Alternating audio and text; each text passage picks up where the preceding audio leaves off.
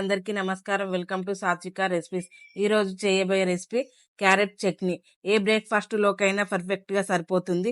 హెల్దీతో పాటు ఈజీగా చేసే చట్నీని ఎలా తయారు చేయాలో ఈ వీడియోలో చూద్దాం. ఇప్పుడు ఒక గిన్నె పెట్టుకొని 3 టేబుల్ స్పూన్ల ఆయిల్ పోసుకోవాలి. వేడయ్యాక 2 టేబుల్ స్పూన్ల పచ్చిశనగపప్పును వేసుకోవాలి. 2 స్పూన్ల మినపప్పు వేసుకోవాలి.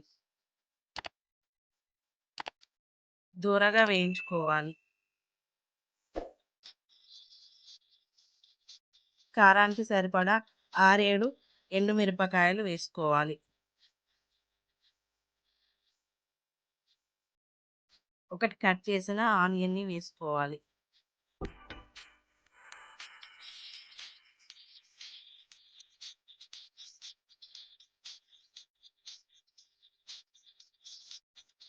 ఆరేడు వెల్లుల్లిపాయలను వేసుకోవాలి.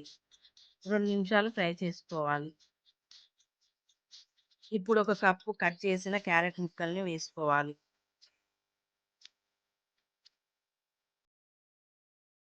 ఇప్పుడు ఒక స్పూన్ జీలకర్రను వేసుకోవాలి. ఇందులోనే చిన్న అల్లం ముక్కను వేసుకోవాలి.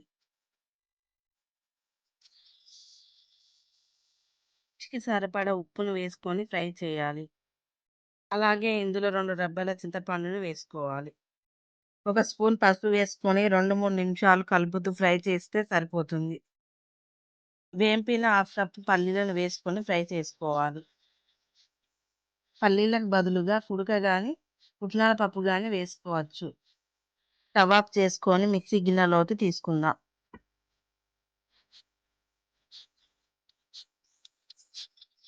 సరిపడా నీళ్లు పోసి మెత్తగా గ్రైండ్ చేసుకోవాలి.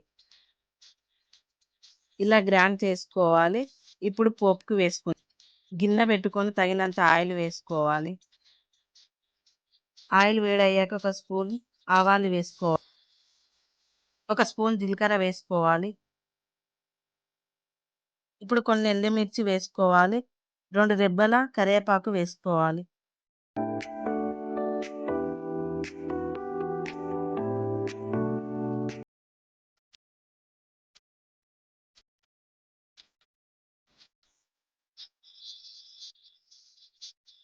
అంతే, చట్నీలోకి పోపు వేసుకుంటే అయిపోతుంది. సింపుల్గా చేసుకునే క్యారెట్ బ్రేక్ఫాస్ట్ చట్నీ రెడీ అయిపోయింది. ఈ వీడియో నచ్చినట్లయితే లైక్ చేయండి, షేర్ చేయండి, సబ్స్క్రైబ్ చేసుకోండి.